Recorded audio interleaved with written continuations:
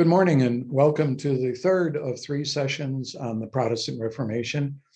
I'm Terry McIntyre and not here this morning because I will be preaching at 11 o'clock Edgewater Presbyterian Church up on the north side. So we have a little catching up to do, and one housekeeping item, a thank you to the people who have the technical skills to make this medium possible. And also at the end of the presentation, you will see my email and my number for texting me if you have questions. And I really encourage you to do that if we don't have time to cover them as we go or they come up later. I welcome that, and please do contact me. Back to John Knox. He was more temperate in action than speech.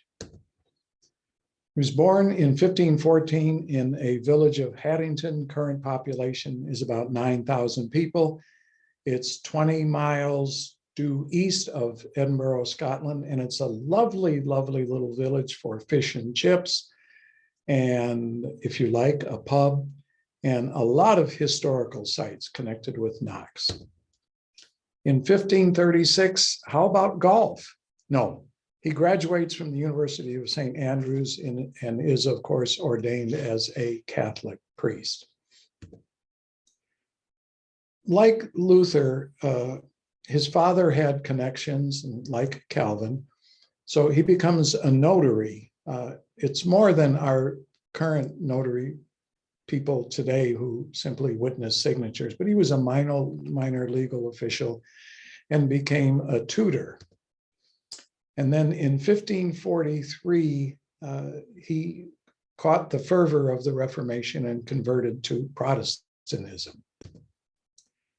In 1545, he becomes something of a bodyguard and understudy and a friend with George Wishart, who really was the original leader of the Protestant Reformation in Scotland until the Pope sends word to the primary cardinal in Scotland, Cardinal Beaton, and one of the German reformers intercedes with Beaton to be merciful.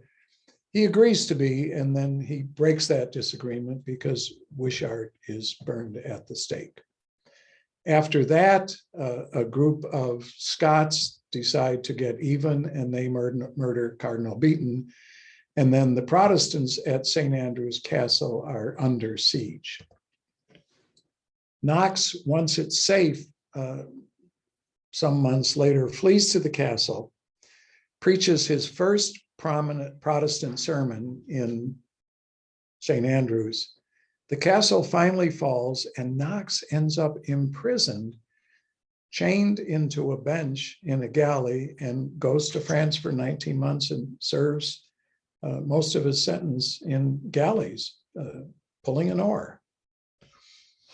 He begins pastoring in Berwick, England, and he establishes his preaching reputation.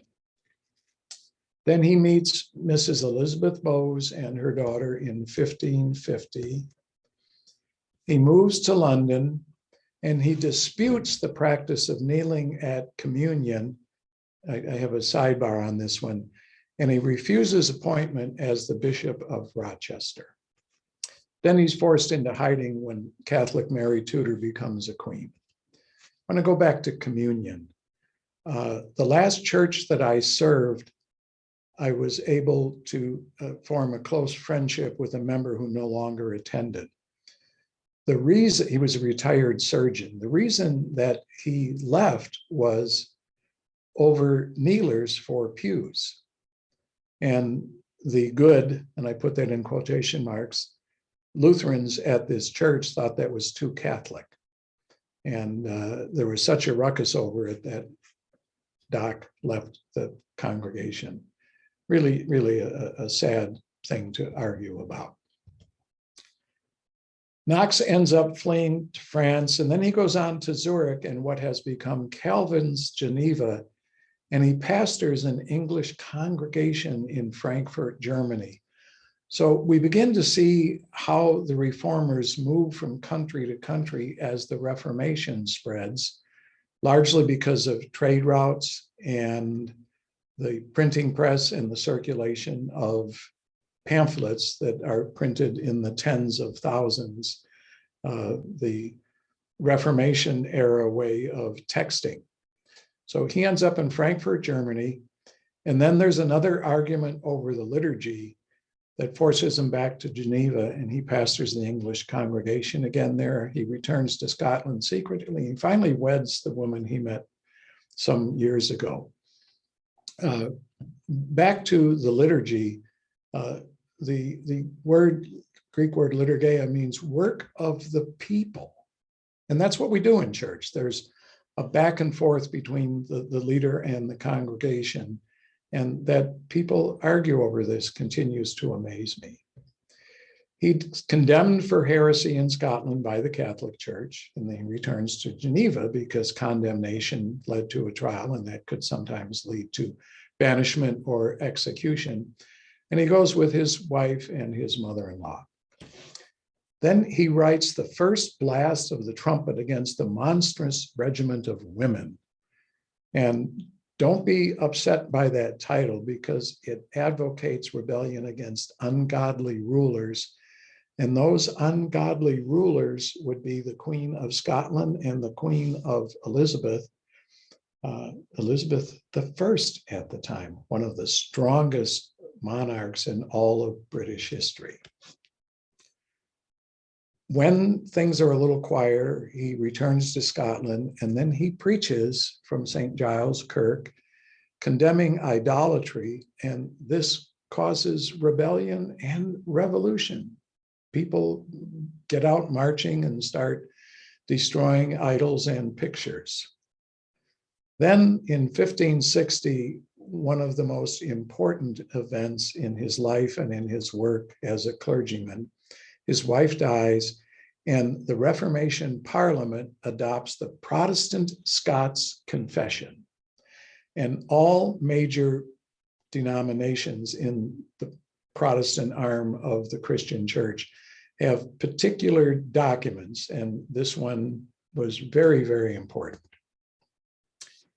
He helps write the first book of discipline, and this was about education and conduct of clergy, which is very important for a number of obvious reasons.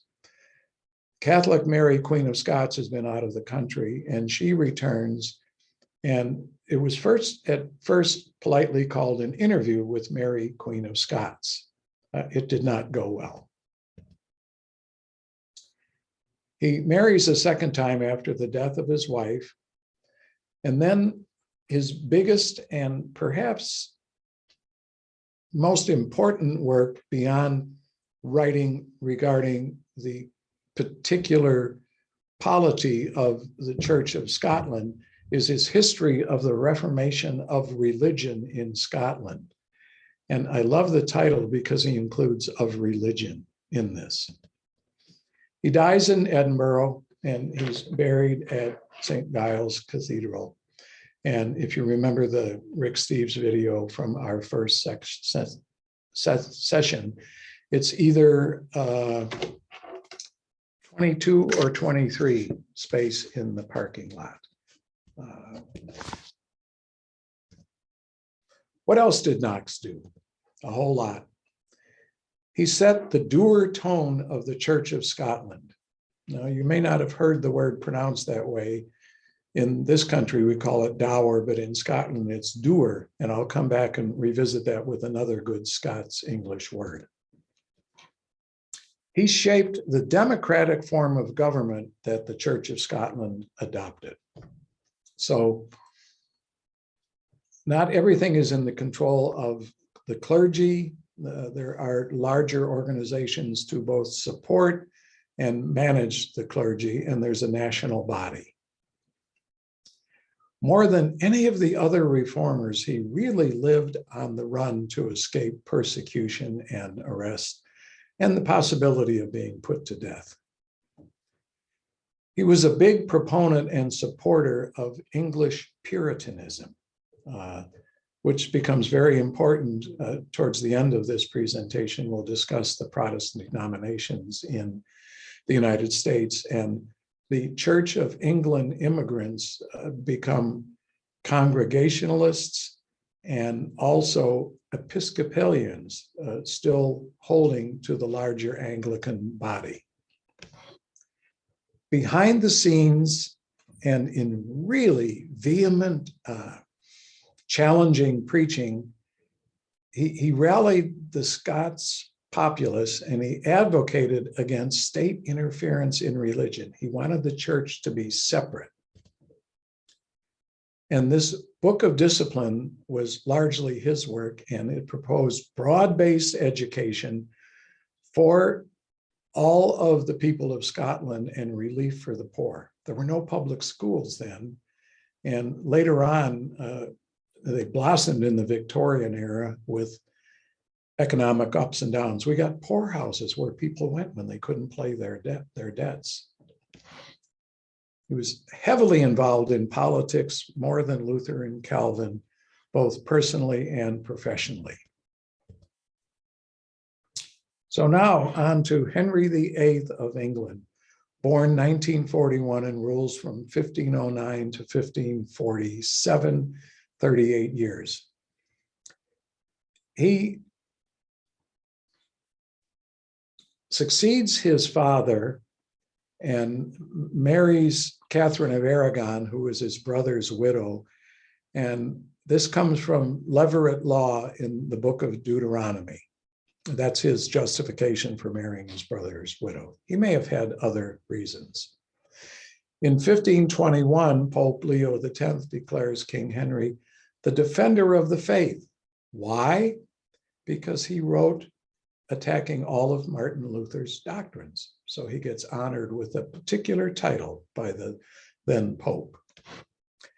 In 1527, what I call this huge, protracted, complicated personal, political, and theological mess begins. It's called the King's Great Matter when he wants a divorce. Why? He's looking for a male heir. Then in 1531, Henry is recognized, and I use the word guardedly, as the supreme head of the church in England. And we'll talk more about that. He secretly marries Anne Boleyn, and the future Queen Elizabeth of the First is born to them.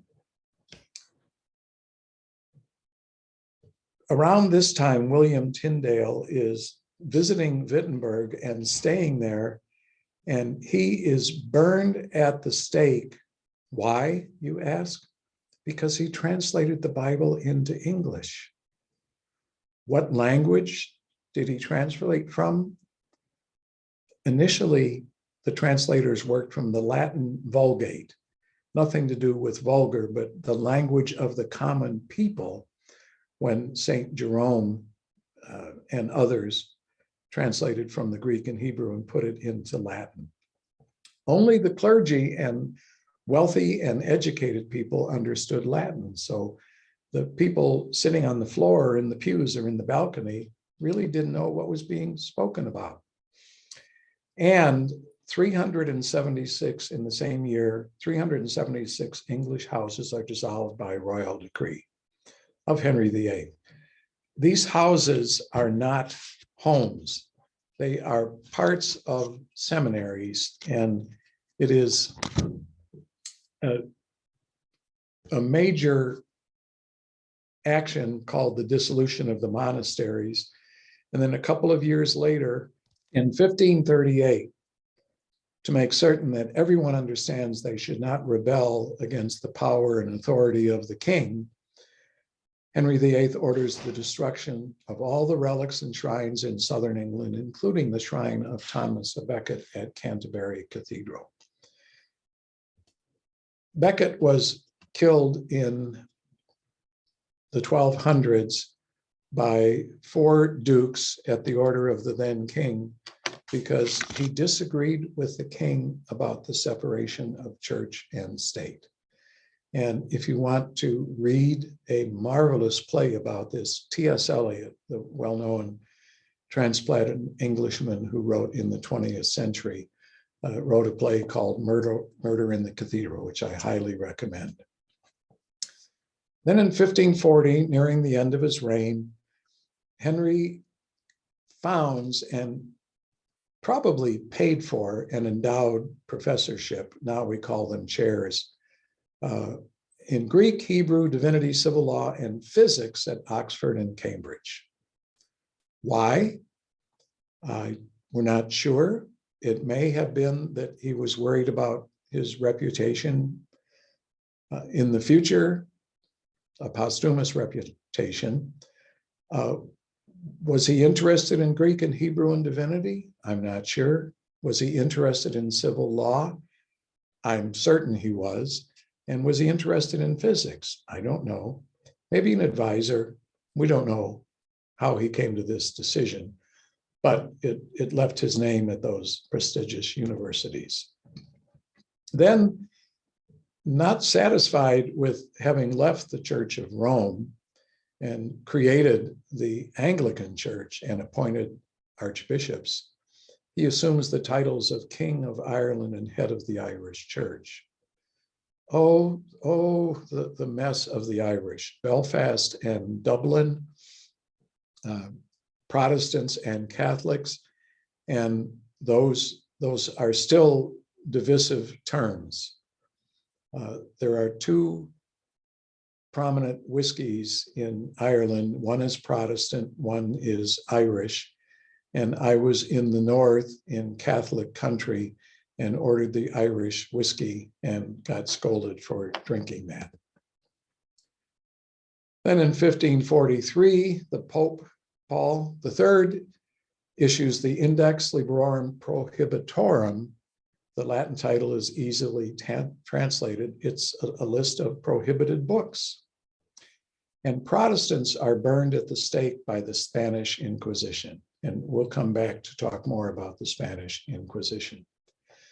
Finally, in 1547, Henry dies. He's succeeded by Edward VI, his son born to him and Jane Seymour.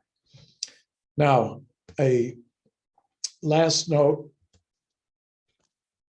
Henry had 6 wives, and I haven't memorized them in order, but 2 of the marriages were annulled, and 2 of the wives were imprisoned and murdered at his command.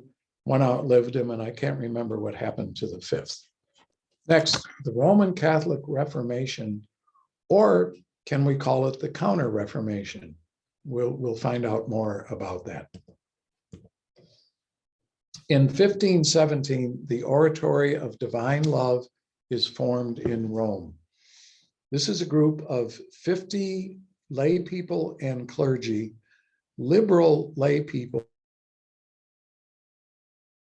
who have been informed by the humanism of Erasmus, and they decide to focus the efforts of the Catholic Church and their small community on love and spreading the love of Jesus Christ. It's really a rather remarkable positive movement. 1520, and Erasmus reads Luther's Babylonian Captivity of the Church. Many will get that biblical reference. And Erasmus says the breach is irreparable. And the response of some Catholics is twofold. One is a strong reaction to the Protestant movement, which is a real threat to the Catholic Church. And the second is more positive, and that's an effort to correct the abuses and restore genuine piety in Roman Catholicism, which is a good thing. So if we're going to talk about the Catholic Counter-Reformation, we need to remember that there were good things that came out of this movement. In 1527, Henry VIII wants his marriage annulled, the marriage to Catherine of Aragon, and Pope Clement VII is in a hard place because of battles going on in France and Spain and England and much of Europe is in turmoil. And he decides that he can't change longstanding traditions, and he does not grant an annulment. Then we get this wonderful title, Concilium de Emendanda, emendations, ecclesia, of the church. It really translates as a project for the reform of the church, and it has the blessing of the Pope. In 1540, Pope Paul approves a new religious order. The first head of the order is Ignatius Loyola, a Spanish nobleman who was wounded in battle and spent the better part of a year in prayer trying to decide what to do with the rest of his life. So Pope Paul approves the Society of Jesus, the formal name. The current Jesuits sign documents, including syllabi at Loyola University, with SJ, stands for the Society of Jesus.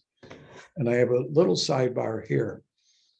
I came back from just under 2 years in Southern India in the Peace Corps raising chickens, and I went to Loyola University. The first class that I attended in winter semester after I had returned was metaphysics. And it was taught by a layman with an Irish name, a Chicagoan. And he walked into class, and while he was saying these words, he made the sign of the cross. Nomine Patri et Filii et Spiritus Sancti. Amen. In the name of the Father, the Son, and the Holy Spirit. I just had come back from South India, and I thought, what planet am I on when a teacher opens a class this way? But it was Loyola and the Jesuits, and I received the completion of a marvelous education there that prepared me for medical school. Then the Pope calls a council that meets intermittently over a period of almost 20 years. And each of the councils is different with different people. And it is the single most important event of the Catholic Reformation in terms of what they accomplished.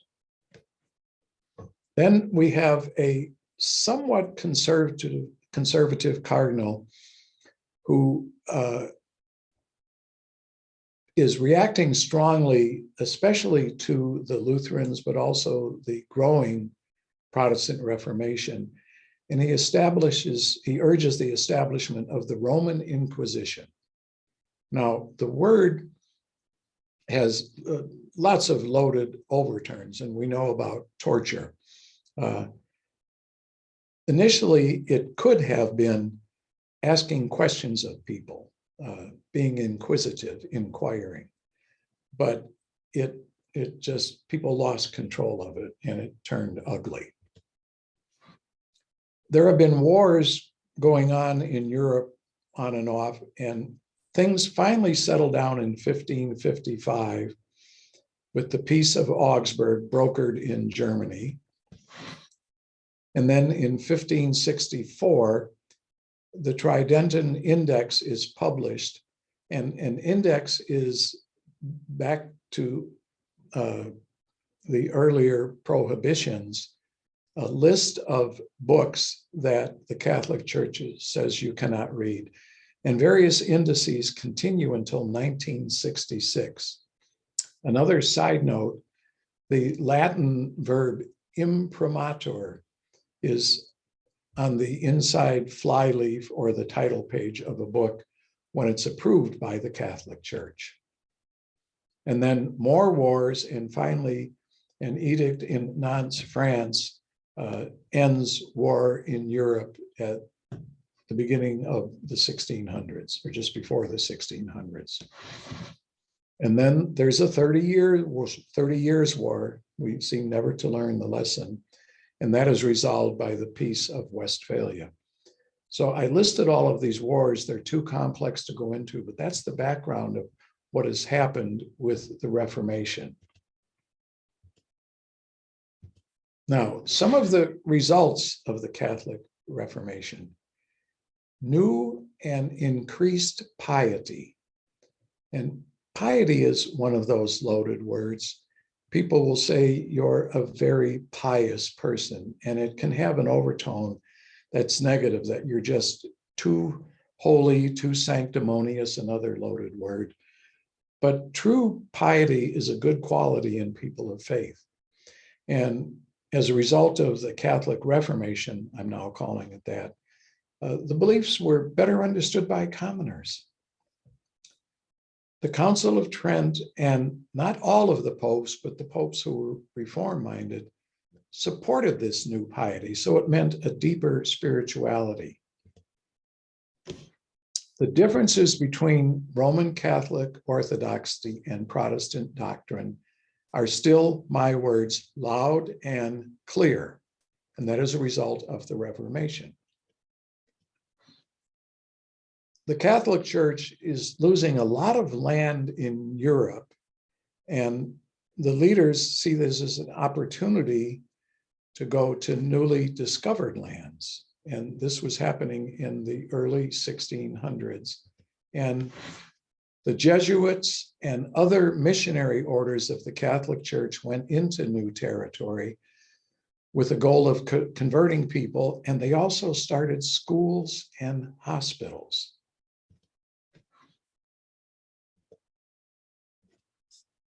Now, I want to say a little more about the Jesuits, because they got as far as India, landing in Goa, and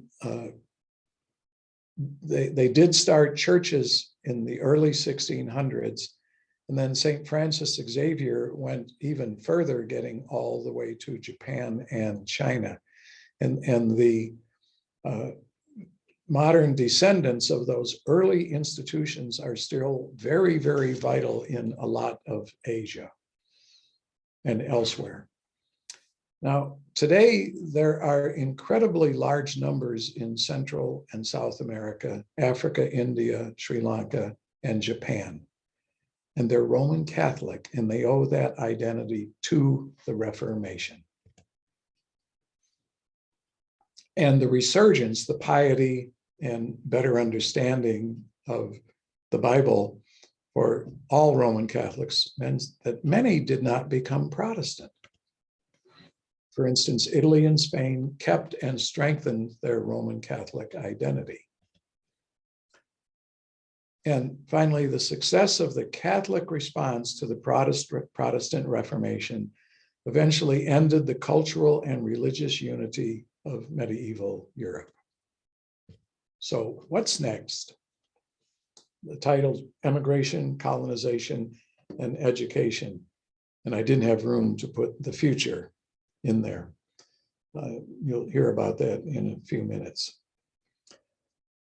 After the Reformation, people who are oppressed economically, for their religious beliefs, socially, feel beholden to monarchy, they have motives for emigration. Desire for freedom of worship. If they're people of Christian faith, they have missionary zeal. They see commercial opportunities. And for some people, and I put myself in this category, it's adventure. It's just a chance to go somewhere else. So the Scots and the Dutch emigrate and come to this country, and they bring Calvinism. Then the English Puritans are oppressed horribly by the government, and they land in New England, which wasn't New England yet, in 1620. And then the Lutherans follow suit, and we'll say more about them. And we still see Mennonite congregations sprinkled throughout the Midwest, and Moravians mostly in the East, lots of them in Pennsylvania. They come from other parts of Europe. In 1607, Jamestown, Virginia, has an acting chaplain, Robert Hunt. So the people coming across the Atlantic want to have spiritual guidance. In 1626, the Dutch East India Company, and the Dutch East Indies are what became Indonesia, founds a settlement on the Hudson River, not way up north. It eventually becomes Manhattan part of New York City. Then we start having higher education institutions in this country. Harvard is founded in 1636, Yale in 1701, Penn in 1740, and Princeton in 1746. There are 6 more Ivies, but that's enough. The point of founding these colleges is that as settlers stayed in the United States, they had to send back across the ocean for ministers. So the initial thrust of these universities was to provide seminary training in this country so we could have homegrown pastors. And then it grew into other disciplines so that we could provide educated people for public, Publick, in one of the later documents after a charter of one of these universities, I think Penn, and both public and church vocations. So we're looking to train people, the universities are looking to train people for church work or government work, and then they continue to expand. So all of these have medical schools, law schools, schools of social work, so on. In 1639, a separatist from London, Roger Williams, starts a church in Providence, Rhode Island. And this morphs into a Protestant denomination much later. The total population in less than 100 years of settlement of colonists is 250,000. And then the most prominent early Christian in the colonies, Jonathan Edwards, writes the Great Awakening while he's pastoring a congregational church in Massachusetts. And it just turns loose people's spiritual fervor. Then the Wesley brothers travel together across the ocean and end up in Georgia. They are sponsored by the Society for the Propagation of the Gospel. And much of their work is to preach and sing Christianity. And we then have the evolution of the denomination of the United Methodist Church happening later on. Around 1750, there are 70,000 Germans in Pennsylvania, 200,000 in North America, the majority of them Lutheran by origin and after they're transplanted. In the next century, starting around 1840, small Christian colleges are created and spread across the country. Presbyterian colleges, Knox, Westminster, one in Pennsylvania, and I'm sorry, I forget the name. Illinois Wesleyan for the Methodists. Lutherans, Augustana, Carthage. They go all the way out to South and North Dakota when there's expansion westward. And ethnic groups tend to stay together when they come to a new country. And the Protestant denominations are created for unity and theological consistency. So when people emigrate to this country, they want to stay with their own theological identity. So for instance, in the Lutheran Church, we have the German Lutherans, mostly Missouri Synod, but then the more liberal Germans split off.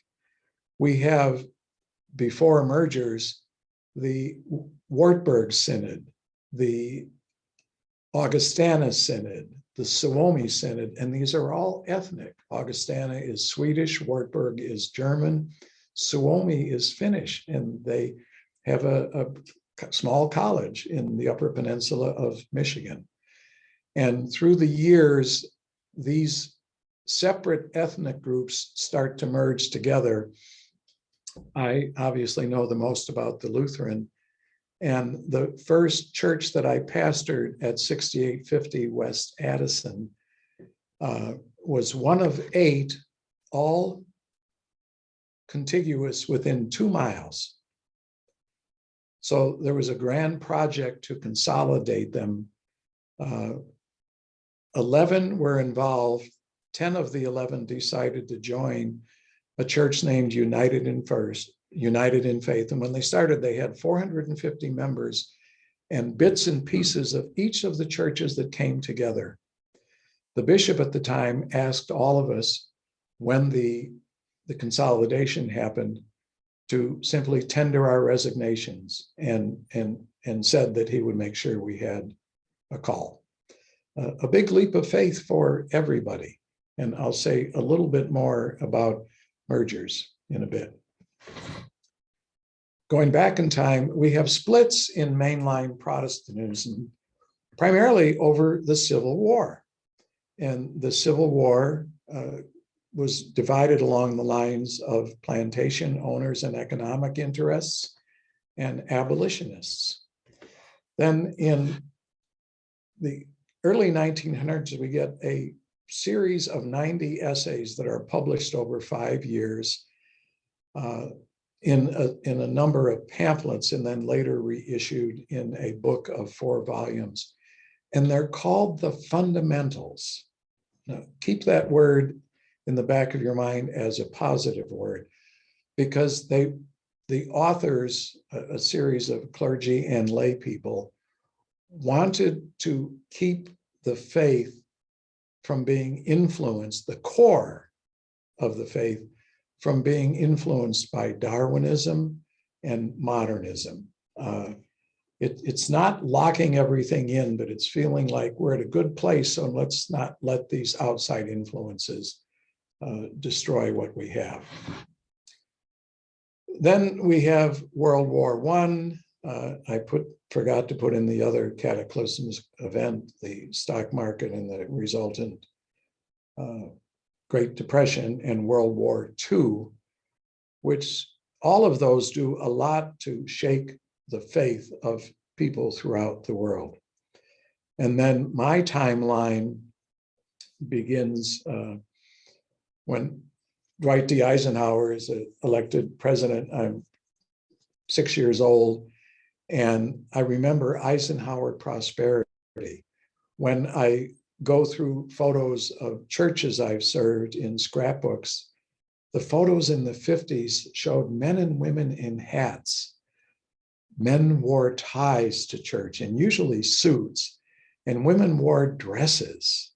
I'm sounding like I'm waxing eloquent, but there's a certain nostalgia there, even for me. And the churches were full, and the choir lofts had to be on both sides in the transepts, choirs of 70, 80 people. Then we started having political assassinations in the 60s, and the 70s turned radical with drugs and the war in Vietnam and divisiveness about that. And when things settled down a little bit, Protestant denominations started looking at cooperating together and merging. And we began to have the phenomenon of megachurches.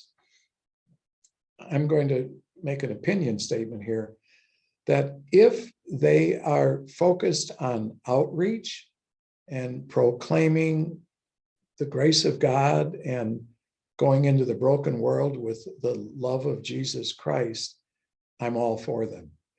If they start to exist for their own purposes and simply to get bigger and bigger, then I wonder. And it's interesting to me that mainline Protestant churches don't have megachurches. The biggest thing the Lutherans have in Chicago is in Naperville. And at one time, when a friend of mine was pastoring there, they had 8 services on a weekend. Fourth Presbyterian is the biggest thing that the presbytery has to a megachurch, and it's really more of a cathedral because of the name of the nature of the building. we have more divisions going on. As mergers happen, the ethnic groups come together. So when I started college, the Augustana Synod was still functioning independently as a Swedish church, and there was a publishing house at Augustana College for the Synod, and there was a seminary on the campus. All of those ethnic Lutheran seminaries at different colleges moved to Hyde Park to be near the University of Chicago Divinity School, and other Protestant and Catholic seminaries moved there as well. So the consortium of seminaries in Chicago expands beyond Hyde Park, and one can take classes at any one of them without any problem of the credit transferring or differing fees. And eventually the ethnic groups start to come together. So in my lifetime, we had the American Lutheran Church headquartered in Minneapolis and the Lutheran Church of America headquartered in New York. At the time of my commissioning as a lay missionary to go to teach in Thailand, I was advised by people from the division, the Board of Missions in New York, who came to the commissioning service. After the service was over, they said to me, we know you're going to be leaving in a month, and the merger to bring the ALC and the LCA together in Chicago will be happening about the time you're going overseas. So we're pretty sure that we'll be set up with computers and you'll be able to receive a paycheck and call us. And if not, we'll figure something out. And it all worked out. Now, the last thing beyond my prediction last week that the Lutheran and Presbyterian Church will eventually get together is that there are more divisions happening right now. And most of that is happening on the question of gender identity. Now, where does all of this leave us? We started with looking at one of the most powerful events in the history of humankind that resulted in 3 splits in which was once the Holy Roman Catholic Church and Empire. And it split into the Eastern Orthodox churches and then into the Protestant churches. I mentioned last week, the most reliable handbook has over 240 denominations of the Protestant church. What's going to happen in the future? If you go to pewforum.org, based on present trends, their prediction is that by 2050, Islam will be the most prominent, the statistically most prominent faith tradition in the world. For the last 30 years ago, Christianity in the US has been slowly but perceptibly declining. And the last statistic from looking at the Pew Forum that I remember is that by 2050, 1/4 of the Christian world will be living in sub-Saharan Africa.